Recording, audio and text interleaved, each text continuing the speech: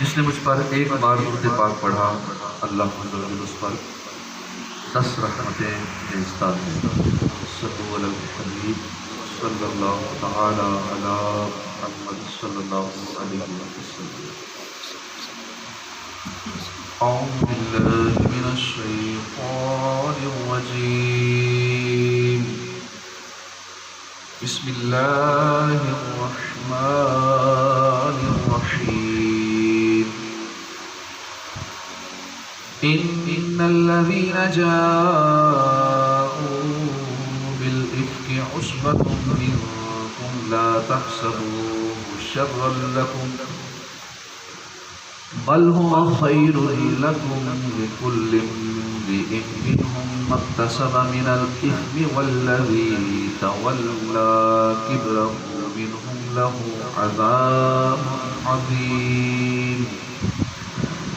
لولا اذ سمعتموه ظن المؤمنون والمؤمنات بانفسهم خيرا وقالوا هذا افک مبین۔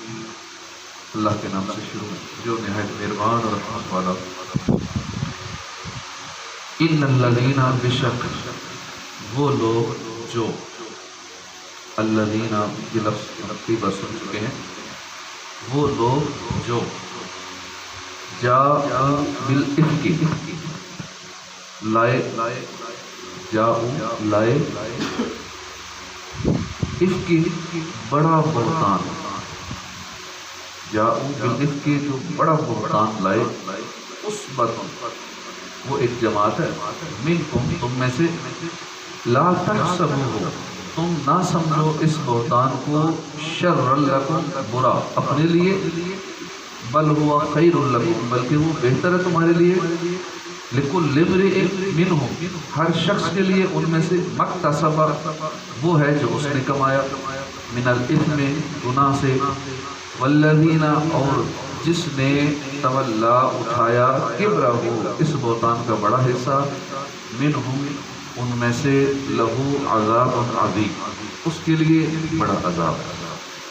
لولا ایسا کیوں نہ ہوا، اذ سمعتموہ جب تم نے سنا یہ بہتان، ظن المؤمنون تو گمان کرتے ایمان والے مرد، والمؤمنات اور ایمان والی عورتیں، بانفسہم خیرا اپنی جانوں، دینی بھائیوں پر، خیرا نیک گمان، وقالوا ھذا افک مبین اور کہتے یہ کھلا بہتان ہے۔ ترجمہ کنز العرفان۔ بے شک جو لوگ بڑا بہتان لائے ہیں وہ تم ہی میں سے ایک جماعت ہے، تم اس بہتان کو اپنے لیے برا نہ سمجھو بلکہ وہ تمہارے لیے بہتر ہے۔ ان میں سے ہر شخص کے لیے وہ گناہ ہے جو اس نے کمایا، اور ان میں سے وہ شخص جس نے اس بہتان کا سب سے بڑا حصہ اٹھایا اس کے لیے بڑا عذاب ہے۔ یہ آیت اور اس کے بعد والی چند آیتیں ام المؤمنین حضرت عائشہ صدیقہ رضی اللہ عنہا کی شان میں نازل ہوئی، جن میں آپ کی عفت و عصمت کی گواہی خود رب العالمین نے دی، اور آپ پر تہمت لگانے والے منافقین کو سزا کا مژدہ سنایا۔ آیت میں مذکور بڑے بہتان سے مراد ام المؤمنین حضرت عائشہ صدیقہ رضی اللہ عنہا پر تہمت لگانا ہے۔ اس کا واقعہ کچھ یوں ہے کہ 5 ہجری میں غزوہ بنی مستلق سے واپسی کے وقت قافلہ مدینہ منورہ کے قریب ایک پڑاؤ پر ٹھہرا۔ ام المومنین عائشہ صدیقہ رضی اللہ عنہ ضرورت کے لیے کسی گوشے میں تشریف لے گئیں، وہاں آپ کا ہار ٹوٹ گیا تو آپ اس کی تلاش میں مصروف ہو گئیں۔ ادھر قافلے والوں نے آپ کا محمل شریف اونٹ پر کس دیا، اور انہیں یہ خیال رہا کہ ام المومنین کس میں ہیں۔ اس کے بعد قافلہ وہاں سے کوچ کر گیا۔ جب حضرت عائشہ صدیقہ واپس تشریف لائیں تو قافلہ وہاں سے جا چکا تھا۔ آپ اس خیال سے وہیں قافلے کی جگہ بیٹھ گئیں کہ میری تلاش میں قافلہ ضرور واپس آئے گا۔ عام طور پر معمول یہ تھا کہ قافلے کے پیچھے گری پڑی چیزیں اٹھانے کے لیے ایک شخص پیچھے ہی رہ جاتا تھا۔ اس موقع پر حضرت صفوان رضی اللہ تعالیٰ عنہ اس کام پر مامور تھے کہ جو قافلے کی چیزیں پیچھے رہ جائیں وہ بعد میں آئیں اور وہ چیزیں ساتھ لیتے ہیں۔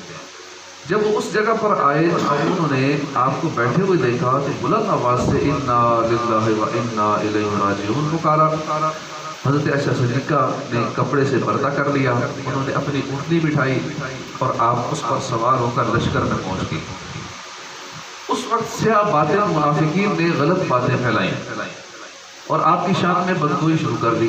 بعض مسلمان بھی ان کے فریب میں آ گئے اور ان کی زبان سے بھی کوئی بے جا کلمہ سرزد ہوا۔ اسی دوران ام المؤمنین حضرت عائشہ صدیقہ رضی اللہ عنہا بیمار ہو گئی اور 1 ماہ تک بیمار رہی۔ بیماری کے عرصے میں انہیں اطلاع نہ ہوئی کہ ان کے بارے میں منافقین کیا کہہ رہے ہیں۔ ایک روز حضرت ام مصطح رضی اللہ عنہا سے انہیں یہ خبر معلوم ہوئی، اس سے آپ کا مرض اور بڑھ گیا۔ اس صدمے سے اس طرح روئی کہ آپ کے آنسو نہ تھمتے تھے اور نہ ایک لمحے کے لیے نیند آتی تھی۔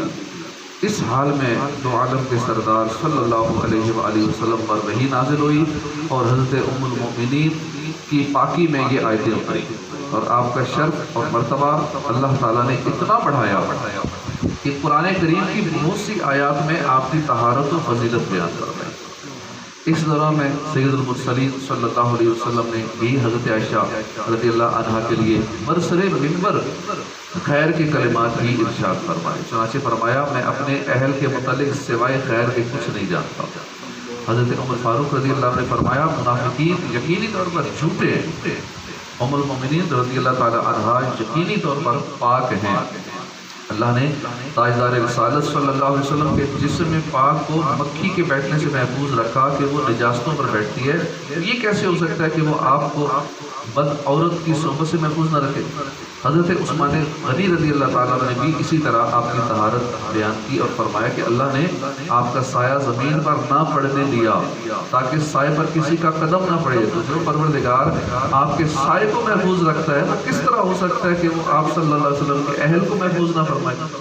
حضرت علی المرتضیٰ نے فرمایا کہ ایک جوں کا خون لگنے سے پروردگار عالم نے آپ کو نالین اتار دینے کا حکم دیا، تو جو پروردگار آپ کی نالین شریف کی اتنی سی آلودگی کو گوارا نہ فرمائے تو کیسے ہو سکتا ہے کہ وہ آپ کے اہل کی آلودگی گوارا کرے؟ اس طرح بہت سے صحابہ اور بہت سی صحابیات نے قسمیں کھائیں۔ آیت نازل ہونے سے پہلے ہی ام المؤمنین حضرت عائشہ صدیقہ رضی اللہ عنہ کی طرف سے دل مطمئن تھے۔ آیت کے نزول نے ان کی عزت اور شرافت اور زیادہ کر دی۔ تو بدگوئیوں کی بدگوئی اللہ اور اس کے حبیب صلی اللہ علیہ وسلم اور صحابہ کبار کے نزدیک باطل ہوئی اور بدگوئی کرنے والوں کے لیے سخت ترین مصیبت ہے۔ لا تحسبوه شرا لکم، تم اس بہتان کو اپنے لیے برا نہ سمجھو، یعنی اے بہتان سے بچنے والوں تم اس بہتان کو اپنے لیے برا نہ سمجھو بلکہ بہتان سے بچنا تمہارے لیے بہتر ہے کہ اللہ تبارک و تعالیٰ تمہیں اس پر جزا دے گا۔ اور ام المؤمنین حضرت عائشہ صدیقہ رضی اللہ عنہا کی شان اور ان کی برات ظاہر فرمائے گا۔ چنانچہ اس برات میں اللہ نے 18 آیتیں نازل فرما دی۔ لِكُلِّ امْرِئٍ مِّنْهُمْ، ان میں سے ہر شخص کے لیے، یعنی ان بہتان لگانے والوں میں سے ہر شخص کے لیے اس کے عمل کے مطابق ہونا ہے کہ کسی نے طوفان اٹھایا، کسی نے بہتان اٹھانے والے کی زبانی موافقت کی، کوئی ہنس دیا، کسی نے خاموشی کے ساتھ سن ہی لیا، الغرض جس نے جو کیا اس کا بدلہ پائے گا۔ والذی تولی کبرہ منہم، ان میں سے وہ شخص جس نے اس کا سب سے بڑا حصہ اٹھایا، یعنی ان بہتان لگانے والوں میں سے وہ شخص جس نے اس بہتان کا سب سے بڑا حصہ اٹھایا کہ اپنے دل سے یہ طوفان گھڑا اور اس کو مشہور کرتا پھرا، اس کے لیے آخرت میں بڑا عذاب۔ آیت میں جس کا ذکر ہے اس سے مراد عبداللہ ابن ابی سلول منافق تھا جس نے یہ ساری بات پھیلائی۔ اور ہر دور میں اس طرح کے لوگ منافقین پائے جاتے ہیں کہ جو لوگوں پہ الزامات، جھوٹے الزامات لگانا، تہمتیں لگانا، کسی کو ڈیمیج کرنا، بدنام کرنا، یہ ہر دور میں ہوتے ہیں اور ان کے ساتھ بھی بہت برا ہوتا ہے۔ ہوتا کوئی ایک ہی ہے، ایک آگ لگانے والا، وہ پھر کئیوں کو آگے اس بات پھیلاتا ہے، وہ آگے پھیلاتا ہے، آگے پھیلاتا ہے، تو یوں کسی کو بدنام یہ لوگ کرتے ہیں اور دنیا ہی میں اس کا ان کو بدلہ مل جاتا ہے۔ آخرت کی سزا بھی ایسا کے لیے ہوتی ہے کیونکہ جیسا کرو گے ویسا بھرو گے۔ اور اللہ پاک دنیا میں بھی ایسا کو ذلیل کرتا ہے، آخرت میں بھی اس کے لیے مسئلہ ہوتا ہے. لولا اذ سمعتموہ ظن المؤمنون والمؤمنات بانفسهم خیرا وقالوا هذا افک مبین. ایسا کیوں نہ ہوا کہ جب تم نے یہ بہتان سنا تو مسلمان مرد اور مسلمان عورتیں اپنے لوگوں پر نیک گمان کرتے اور کہتے یہ کھلا بہتان ہے. اس آیت میں اللہ نے مسلمانوں کو ادب سکھاتے ہوئے فرمایا ایسا کیوں نہ ہوا کہ جب تم نے یہ بہتان سنا تو مسلمان مرد اور مسلمان عورتیں اپنے لوگوں پر نیک گمان کرتے، کیونکہ مسلمان کو یہی حکم ہے کہ وہ مسلمان کے پاس نیک گمان کرے، کہ بدگمانی ممنوع ہے. نیز لوگ سن کر کہتے ہیں کہ یہ کھلا بہتان ہے، بالکل جھوٹ ہے اور بے حقیقت ہے. ہمیں بھی بندہ ایسی بات کرے کسی کے بارے میں، کسی مسلمان کے بارے میں بدگمانی کی بات کرے تو پہلے اس معاملے کی تحقیق کر لی جائے کہ بندہ اپنی بات میں سچا بھی ہے یا نہیں. ہر ایک کی بات میں یقین نہیں کر لینا چاہیے، پوری تحقیق کر لی جائے اور پھر یہ بھی دیکھیں کیا اس بات کی تحقیق کرنا مجھ پہ واجب بھی ہے یا نہیں، یا میرے سے مطلب لین دین بھی ہے یا نہیں. یہ سارے معاملات دیکھ کے ایسی آنکھیں بند کر کے ہر ایک کی بات نہیں مان لینی چاہیے. جو بندہ غیبتیں کرنے کا عادی ہو، چغلیاں کرنے کا عادی ہو، بدگمانیوں کا عادی ہو تو ایسا بندہ تو بڑا خطرناک ہوتا ہے. ایسے کی صحبت سے ہی بچنا چاہیے کہ جو کسی کی چغلی ہمارے آگے کھا رہا ہے کل ہماری چغلی کسی اور کے آگے کرے گا. تو وہ مفتری کذاب یعنی جھوٹا بہتان لگانے والے ہیں اور شان رسالت میں ایسا کلمہ کہتے ہیں جو مومنین کے حق میں بھی لائق نہیں ہے. اللہ تعالیٰ مومنین سے فرماتا ہے کہ تم نے نیک گمان کیوں نہ کیا. کیسے ممکن تھا کہ رسول کریم صلی اللہ علیہ وسلم بدگمانی کرتے، اور حضور کی نسبت بدگمانی کا لفظ کہنا بڑی سیاہ بات نہیں، خاص کر ایسی حالت میں جبکہ بخاری شریف کی حدیث میں ہے کہ حضور نے بقسم فرمایا کہ میں جانتا ہوں کہ میرے اہل پاک ہیں. اس سے معلوم ہوا کہ مسلمان پر بدگمانی کرنا ناجائز ہے، اور جب کسی نیک شخص پر تہمت لگائی جائے تو بغیر ثبوت مسلمان کو اس کی موافقت اور تصدیق کرنا روا نہیں ہے.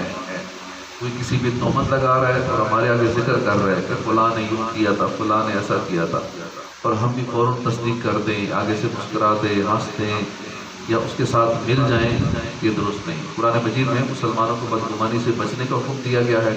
ارشاد فرمایا یا ایھا الذین آمنوا اجتنبوا کثیرا من الظن ان بعض الظن اثم. اے ایمان والو بہت زیادہ گمان کرنے سے بچو، بے شک کوئی گمان گناہ ہو جاتا ہے. اسی طرح کثیر احادیث میں بھی بدگمانی سے بچنے، اچھا گمان رکھنے کا فرمایا گیا. حضرت عائشہ صدیقہ رضی اللہ عنہ سے روایت ہے رسول کریم صلی اللہ علیہ وسلم نے فرمایا جس نے اپنے بھائی سے بدگمانی کی بے شک اس نے اپنے رب سے بدگمانی کی. کیونکہ اللہ فرماتا ہے اجتنبوا کثیرا من الظن، بہت زیادہ گمان کرنے سے بچو. اپنے مسلمان بھائی کے بارے میں بدگمانی جس نے کی اس نے اپنے رب سے بدگمانی کی. حضرت ابو ہریرہ رضی اللہ عنہ سے روایت ہے رسول اللہ صلی اللہ علیہ وسلم نے فرمایا بدگمانی سے بچو کیونکہ بدگمانی سب سے جھوٹی بات ہے. حضرت ابو ہریرہ رضی اللہ عنہ سے روایت ہے رسول اکرم صلی اللہ علیہ وسلم نے فرمایا حسن ظن عمدہ عبادت ہے. ہر بندے کے بارے میں حسن ظن رکھ لیا جائے تو یہ عمدہ عبادت فرمایا گیا. ہر وقت پرسکون رہیں گے، لیکن جب دوسروں کے بارے میں بدگمانی سوچیں گے، جو سامنے آیا فوراً ذہن میں بدگمانی کی، یہ بھی اچھا نہیں ہے، یہ بھی برا ہے، یہ بھی ایسا ہے، تو ہر وقت نیگیٹو مائنڈ ہی رہے گا، اپنا سکون برباد کر لیں گے. ایسے لوگ ہمیشہ بے چینی بے سکونی ہی کی کیفیت میں رہتے ہیں، کبھی بھی ان کو دل کا اطمینان نہیں ملتا اور ہر وقت گناہوں میں ہی لگے رہتے ہیں. اپنے سکون کے لیے بھی ضروری ہے کہ ہر بندے کے بارے میں اچھا گمان ہی رکھا جائے، کیونکہ یہ عبادت ہے، عمدہ عبادت ہے. حضرت عمر بن خطاب فرماتے ہیں کہ تم اپنے بھائی کے منہ سے نکلنے والی کسی بات کا اچھا محمل پاتے ہو اور اس کے بارے میں بدگمانی نہ کرو. اللہ تعالیٰ ہمیں بدگمانی سے بچنے اور اپنے مسلمان بھائیوں کے ساتھ اچھا گمان رکھنے کی توفیق عطا فرمائے. آمین بجاہ نبی الامین صلی اللہ تعالی علیہ وآلہ وسلم.